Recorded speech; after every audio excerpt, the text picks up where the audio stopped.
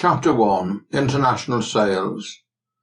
I've made a living out of international sales for 40 years, during which time I've lived and worked on every continent except Antarctica. In this book I'm going to tell you how I did it. How I do it, in fact, because I haven't quite retired yet. This is a practical handbook. I'm not going to tell you how it should be, I'm going to tell you how it is. I'm not famous for political correctness. The purpose of this book is not to talk about how we'd like things to be, or how the vicar or the social worker tells us they are. The object is to warn you of the traps and pitfalls that lie in wait when you do business in someone else's country, and pretending they don't exist will not be helpful. When I talk about international sales, I mean selling something, anything, outside your own country. If you're American and you sell to Europe, that's international sales. If you're British and you sell to Germany, that's international sales. It may not feel as different or as exotic as selling to Indonesia or China or Oman, but it's still international sales. What I aim to do in this book is tell you how to get the best results, and so far as you can, how to avoid risk.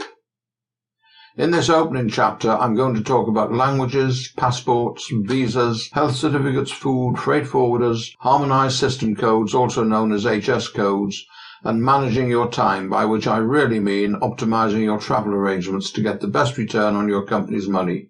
This is not a how to sell book. There are lots of those, some are really good and some are no help at all. I won't be telling you how to recognize a buying signal or handle objections, because if you can't do those things, you shouldn't be attempting to sell outside your own country anyway.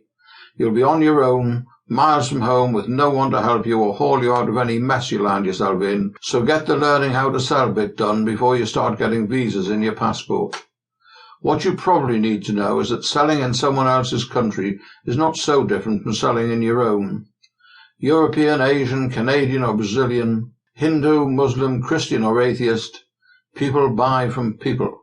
If you've mastered the art of persuading the people you grew up among, you have what it takes to do the same with strangers. There are some things you need to know that you haven't come across in your life so far. Explaining what they are and how to deal with them is what this book is about.